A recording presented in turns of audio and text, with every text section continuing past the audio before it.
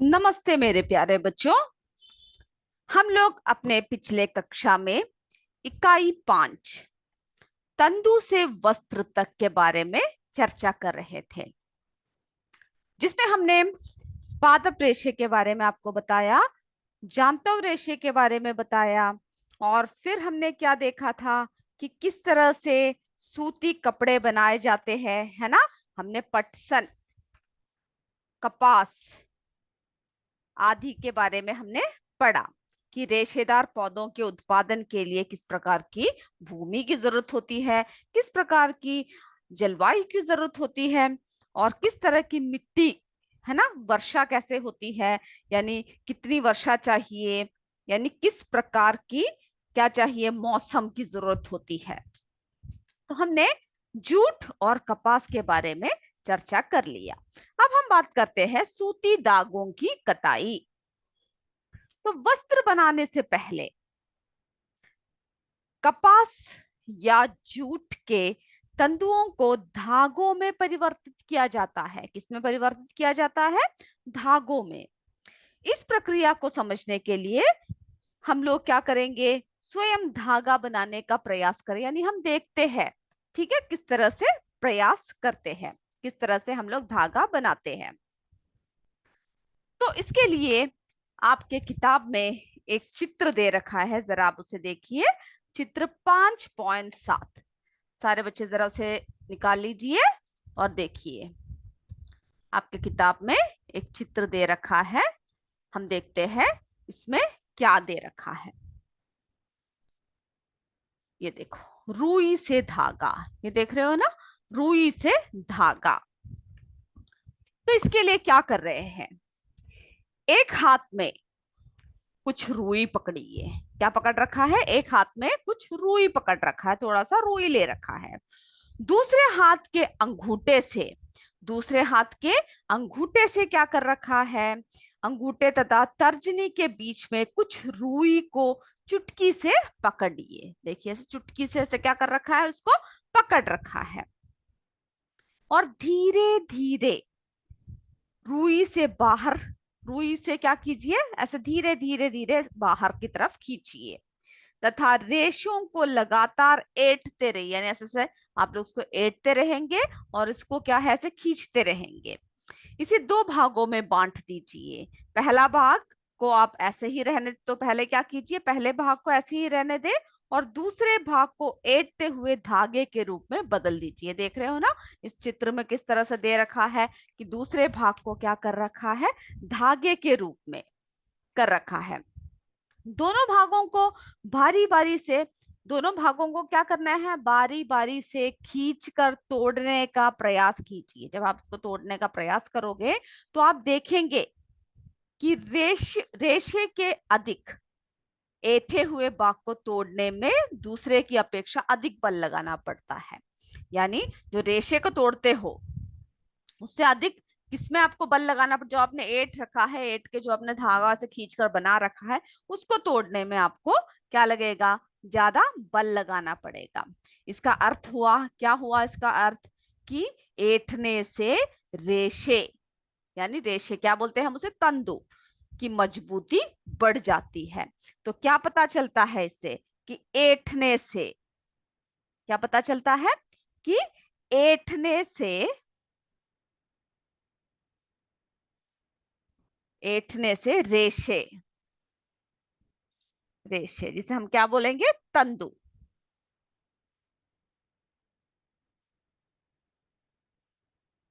तो इससे ये पता चलता है कि ऐंठने से जो है रेशे, यानी तंतु की क्या बढ़ जाती है, मजबूती बढ़ जाती है। ठीक है, कि मजबूती बढ़ जाती है, बढ़ जाती है। ठीक है, तो हमें क्या पता लगा इससे, कि ऐंठने से रेशे यानी तंतु की मजबूती क्या हो जाती है, बढ़ जाती है। रेशों से धागा बनाने में रुई के एक पुंज से रेशों को खींच कर ऐंठते हैं। जो रुई के पुंज होता है ना बच्चों, उसको क्या करते हैं, उससे जो है ऐसे खींचते हैं, यानी उसको उसकी एक पुंज से रेशों को खींच खींच कर क्या करते हैं, ऐंठते हैं। ऐसा करने से, जब ऐसे खींचकर ऐंठते हैं तो ऐसे करने से रेशे आसपास क्या होता है, पास पास को आ जाते हैं रेशे, और धागा बन जाता है। इस प्रक्रिया को हम लोग क्या कहते हैं, कताई कहते हैं। इस प्रक्रिया को क्या कहते हैं, कताई। यानी रुई से जो हम लोग धागा बनाते हैं, क्या करते हैं, रुई से जो धागे बनाते हैं हम लोग, रेशों से धागे बनाने में रुई के एक पुंज से रेशों को खींचकर ऐंठते हैं, और ऐसे करने से रेशे पास पास आ जाते हैं और धागा बन जाता है, जिसको हम लोग क्या कहेंगे, इस प्रक्रिया को जो हमने प्रक्रिया किया है इसको हम क्या कहेंगे, कताई कहेंगे। ठीक है। कताई के लिए एक सरल युक्ति यानी हस्त तकुआ का उपयोग किया जाता है, जिसे तकली कहते हैं। यानी जिसका हम इस्तेमाल करते हैं उसको हम लोग क्या कहते हैं, तकली कहते हैं, है ना। जिसे हम लोग क्या कहते हैं, तकली कहते हैं। और हाथ से, यानी ये सब क्या है, हाथ से प्रचलित है ना, कताई के उपयोग में आने वाली एक अन्य युक्ति चरखा है। और आपको चरखा के बारे में आप सबको पता होगा ना। जब भी हमारे गांधी जी, है ना, हमारे महात्मा गांधी जी को जब भी आप देखते हो तो क्या देखते हो आप, उनके हाथ में एक चरखा होता है ना। तो चरखे से आप सब परिचित हो। तो हम लोग क्या करते हैं, इसको जो है उसको हाथों से जो करते हैं उसको जो है तकली कहते हैं। ये देखिए इस तरह का होता है, जिससे कि हाथों से हम लोग क्या कर रहे हैं, ये देख रहे हो ना, हाथों से इस तरह से इसको ऐंठते हुए क्या बना रहे हैं, धागा बना रहे हैं। इसको हम लोग क्या कहेंगे, तकली कहते हैं। और फिर हमने क्या देखा, किसका इस्तेमाल करते हैं हम लोग, चरखे का इस्तेमाल करते हैं। ये देखिए चरखे का, आप सबको पता है ना, चरखे का इस्तेमाल हम लोग क्या करते हैं, धागा बनाने में, है ना। बृहद पैमाने में, जब बहुत पैमाने में ज्यादा होता है तो धागों की कताई मशीनों की सहायता से किया जाता है। और तो हमने दो पारंपरिक तरीके देखे, एक तो तकली और एक चरखा। तो जो है पारंपरिक तरीके से हम लोग जब बहुत सारे एक साथ हमें वस्त्र सब या धागा बनाना होता है, तब हम लोग किसका इस्तेमाल करेंगे, तब हम लोग मशीनों का इस्तेमाल करते हैं। ठीक है, तब हम लोग इसका इस्तेमाल करते हैं, मशीनों की सहायता से करते हैं। और कताई के पश्चात धागों को रील पर लपेटा जाता है। जब हम कताई कर लेते हैं तो उसके बाद जो है रील पर लपेटा जाता है, इस तरह से धागा बनता है। तो थोड़ी सी बातें और हम जानते हैं कि स्वतंत्रता आंदोलन, आपको पता है ना, जब हमारे हमारे भारत को आजादी कब मिला, 15 अगस्त कब मिला, 15 अगस्त 1947 को, है ना। तो जो है स्वतंत्रता आंदोलन के समय हमारे राष्ट्रपिता कौन है, जी हाँ, महात्मा गांधी जी। तो महात्मा गांधी जी ने ब्रिटेन के मिलों में बने हुए क्या कपड़े, क्या होता था कि वहां के मिलों से, ब्रिटेन के मिलों से बहुत सारे कपड़े भारत में लेकर आते थे, और वो लोग उसे सस्ते सस्ते दामों में बेचते थे, जिसकी वजह से भारत में बने कपड़ों की कोई भी डिमांड नहीं था, है ना। क्योंकि वो थोड़ा महंगा होता था, क्योंकि कैसे बनाते थे, इस तरह से चकले का इस्तेमाल करके, चरखे के इस्तेमाल करके, हाथों से। और ब्रिटेन का कैसा बनता था कपड़े वहां पर, मशीनों से। तो वो लोग कम सस्ते कीमत में यहाँ पर लाकर बेचते थे, जिससे कि क्या हुआ, भारत में बेरोजगारी बढ़ गई, है ना। कपड़े, भारत के बने हुए कपड़े कोई नहीं खरीदने लगा। तो इससे क्या हुआ, महात्मा गांधी जी ने जो विदेशी कपड़ों का बहिष्कार कर दिया, और चरखे द्वारा हाथों के कते, इस चरखे का इस्तेमाल, अभी आप देखते हो ना गांधी जी के हाथ में हमेशा क्या रहता है, चरखा। तो चरखे के द्वारा हाथ के कते धागों से बुने वस्त्रों का उपयोग कर कर इसकी लोकप्रियता को बढ़ा दिया। ठीक है, इस प्रकार चरखे से बुने वस्त्रों को खादी का नाम दिया गया।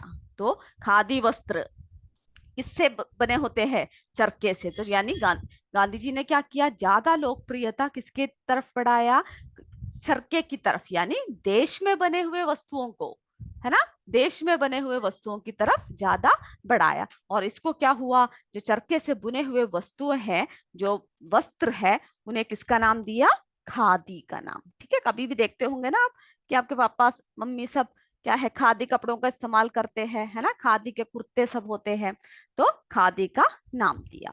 चलिए, उसके बाद जो है हम लोग देखते हैं धागे, सब हमने धागा देख लिया, है ना। अब हम देखते हैं धागे से वस्त्र। अब हम लोग इसके बारे में बात कर रहे हैं, धागों से वस्त्र। ठीक है, कैसा बनता है। अब धागा तक का सफर हमने तय कर लिया है। अब धागों से वस्त्र कैसे बनता है इसके बारे में अभी हम चर्चा करेंगे। तो धागे से वस्त्र,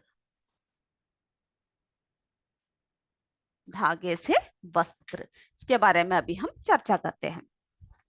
तो धागे से वस्त्र बनाने की कई विधियां हैं, एक या दो विधि नहीं, बहुत सारे विधियां हैं, बहुत सारे स्टेप्स है।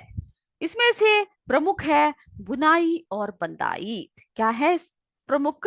बुनाई। तो सबसे पहला क्या है? बुनाई। तो हम देखते हैं क्या है।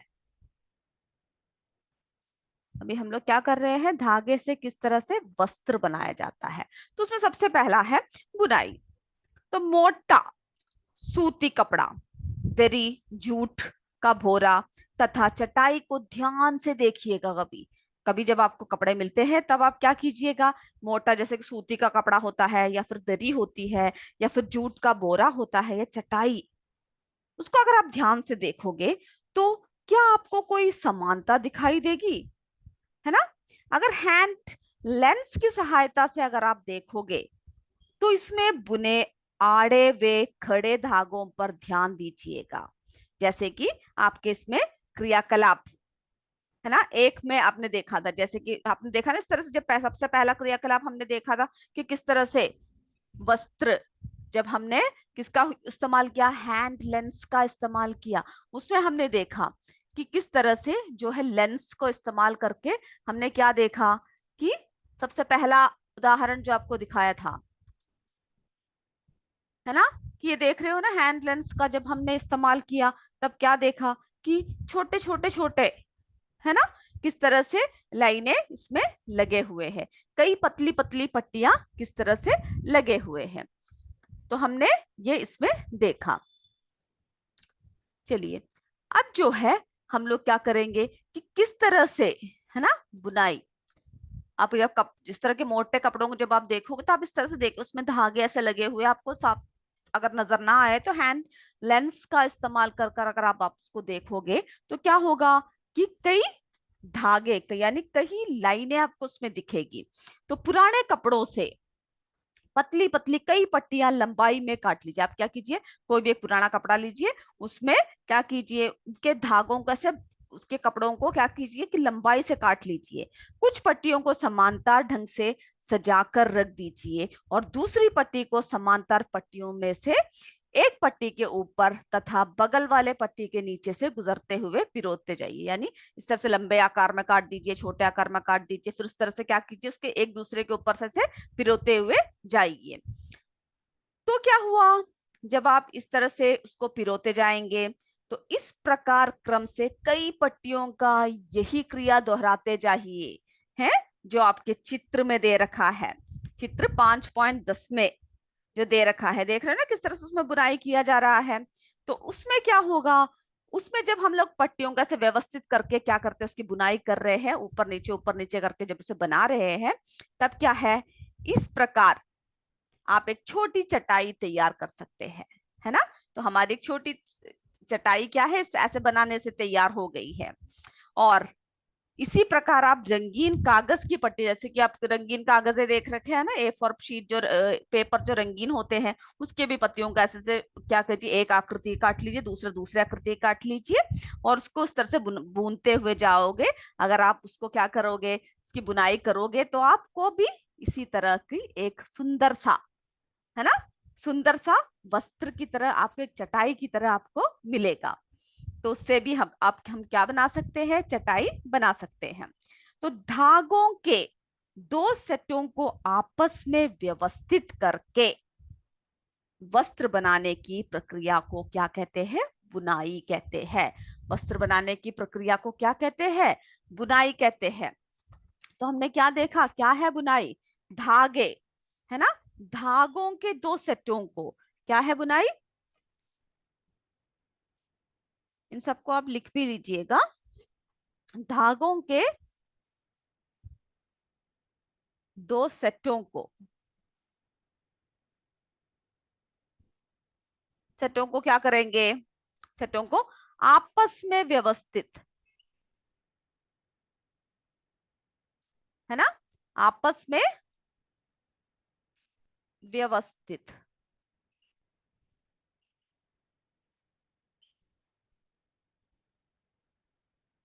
आपस में व्यवस्थित करके वस्त्र बनाने की प्रक्रिया, व्यवस्थित करके वस्त्र बनाने की प्रक्रिया,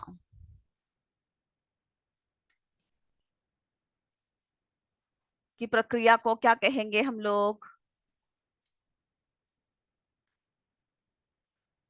बुनाई। पता लग गया ना, तो उसे हम लोग क्या कहते हैं, बुनाई कहते हैं। तो ये सब आप नोटबुक में भी लिख लीजिएगा, धागों के दो सेटों को आपस में व्यवस्थित करके वस्त्र बनाने की प्रक्रिया को क्या कहते हैं, बुनाई कहते हैं। और गांवों में जो है सूती वस्त्रों की बुनाई हथकरघा यानी हैंडलूम की सहायता से की जाती है, जबकि औद्योगिक स्तर पर यानी जो जो अभी का जो है आधुनिक युग है ना, तो उसमें क्या है, वस्त्रों की बुनाई कैसे करते हैं, विद्युत प्रचलित करगो यानी पावर हैंडलूम द्वारा की जाती है। तो यानी गांवों में किसका इस्तेमाल किया जाता है, हैंडलूम का, यानी हथकरघा बोलते हैं जिसे, क्या है उसे, हथकरघा,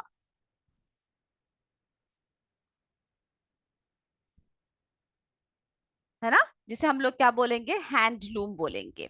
क्या कहेंगे हम उसे, हैंडलूम, हैंडलूम, ठीक है। और जो है औद्योगिक स्तर पर जो वस्त्रों की जो वो करते हैं उसे क्या कहते हैं, पावर हैंडलूम, उसे क्या कहेंगे हम लोग, पावर हैंडलूम, ठीक है।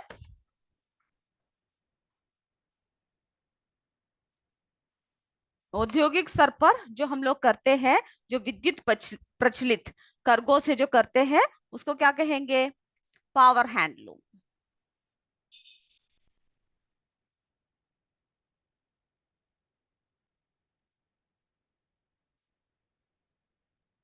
ठीक है, पावर हैंडलूम। तो ये है हमने जो क्या देखा, हमने हमने बुनाई, बुनाई के बारे में अभी हमने देखा। अब जो दूसरा है वो है बंदाई। हम धागों से वस्त्र तक का सफर कर रहे हैं अभी, तो दूसरा क्या है, बंदाई। बंदाई जो है आप सबने देखी होगी कि आपकी मम्मी जो है स्वेटर, जब सर्दियों का मौसम आने वाला होता है तो किस तरह से स्वेटर बनाती है। कभी अगर आपने ध्यान नहीं दिया तो ध्यान से देखिएगा कि किस तरह से वे धागे लेकर, है ना, ऊन के धागे लेकर क्या करते हैं, किस तरह से वे स्वेटरों स्वेटरों को क्या करते हैं, स्वेटरों की बुनाई करते हैं, है ना, स्वेटरों को की बंदाई करते हैं। देख रहे हो ना, इसी तरह से देखोगे। अगर आपने नहीं देखा तो आप जाकर देखोगे जब भी आपकी मम्मी स्वेटर बुन रही होती है। तो म- अपनी माँ को क्या है, ऊन से स्वेटर बुनते हुए आपने देखा होगा, अगर नहीं देखा तो जाकर देखिएगा।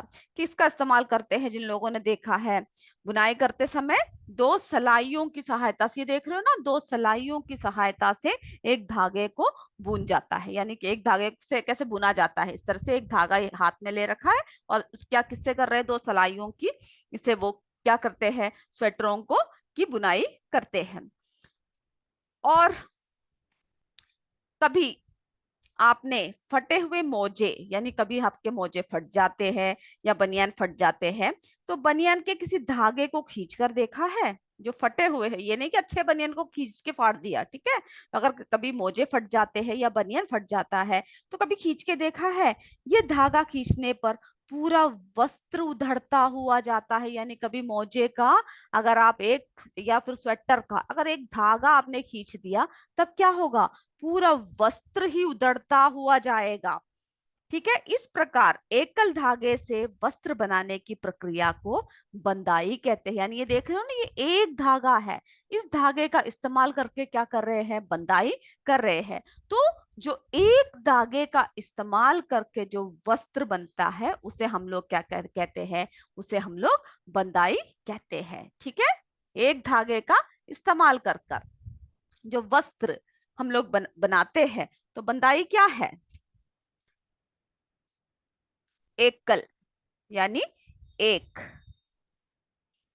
है ना, एकल धागे से,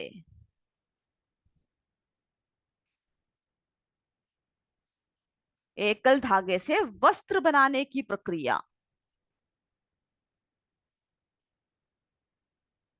वस्त्र बनाने की प्रक्रिया को क्या कहते हैं? बंदाई। जैसा आपने देखा स्वेटर क्या है, एक धागा ले रखा है आपकी मम्मी ने और उससे पूरा बना रही है। अगर एक धागा उधड़कर आपने से खींचते गए तो पूरा स्वेटर ही किस में बदल जाएगा? धागे में बदल जाएगा। बुनाई तथा बंदाई की प्रक्रिया द्वारा विभिन्न प्रकार के धागों से विविध वस्त्र बनाए जाते हैं। तो हमने क्या देखा, किस तरह से वस्त्र बनाए जाते हैं? दो तरीके हमने देखा। पहला तरीका क्या देखा हमने? बुनाई, है ना। पहला तरीका हमने क्या देखा? बुनाई, पहला तरीका। और दूसरा तरीका हमने क्या देखा? बंदाई। तो इन दोनों तरीका ये क्या है वो आप लिख के रखिएगा, और किस तरह से इससे वस्त्र बनाते हैं उसके बारे में भी आप पढ़ के रखिएगा, ठीक है।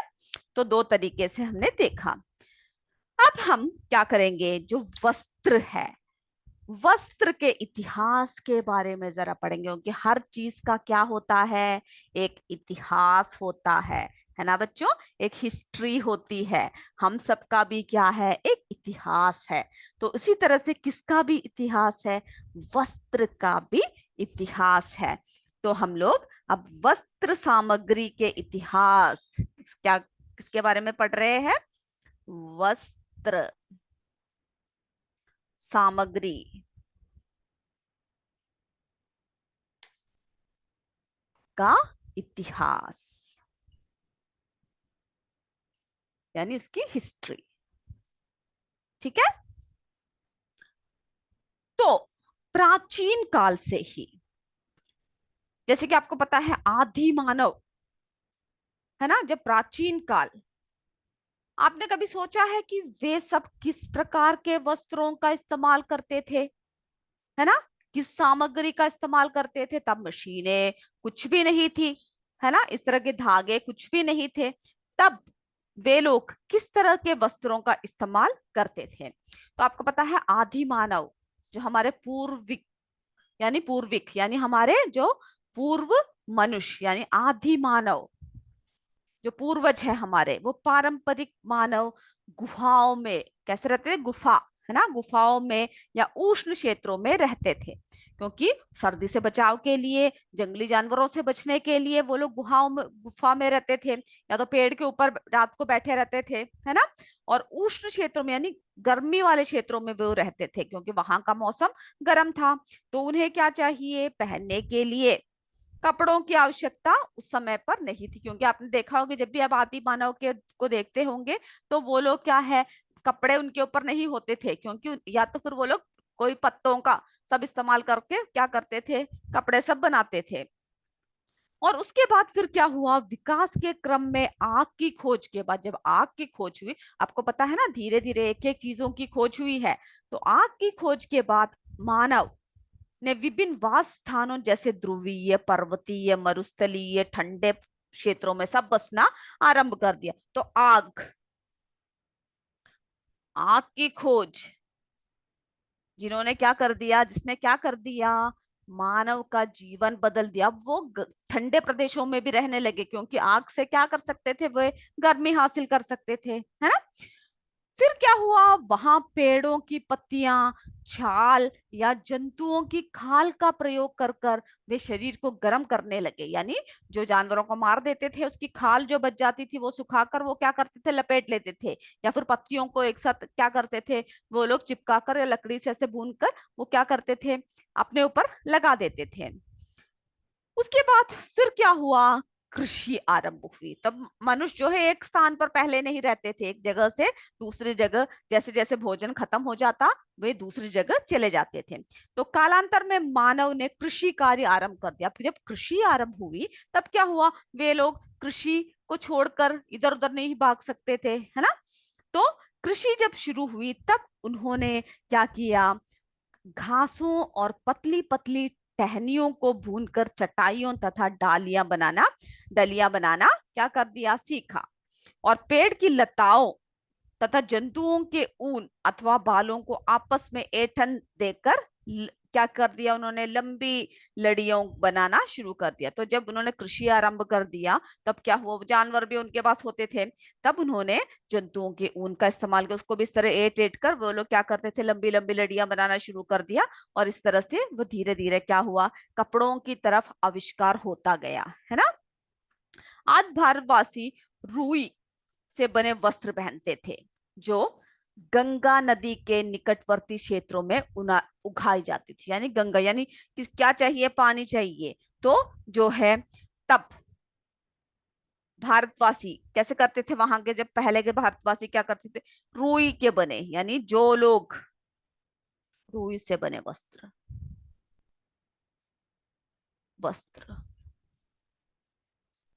यानी जो गंगा नदी के निकटवर्ती क्षेत्रों में जो उगाई जाती थी, वो लोग क्या करने लगे, रुई के बने वस्त्र पहनने लगे, है ना। और अफ्रीका के नील नदी के किनारे फ्लैक्स की खेती होने के कारण वहां रहने वाले लोग क्या करने लगे, वस्त्रों को बनाने के लिए इसी प्राकृतिक तंतुओं का उपयोग करते थे। यानी गंगा नदी के किनारे, और फिर हमने कहां पर देखा, हमने कहां देखा कि अफ्रीका के नील नदी, कौन सी नदी, नील नदी, कहां पर, नदी जो अफ्रीका,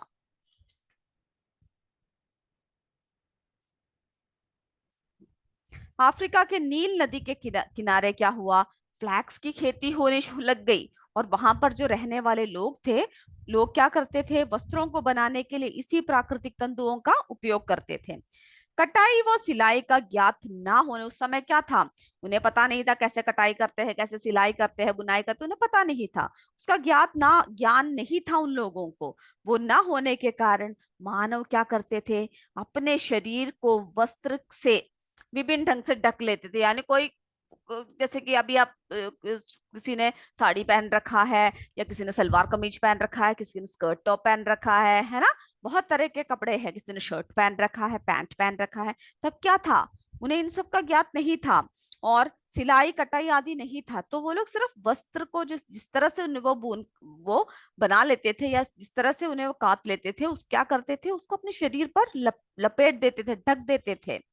सिलाई की सुई का आविष्कार के साथ, तो किसके आविष्कार के साथ, सिलाई की सुई, है ना।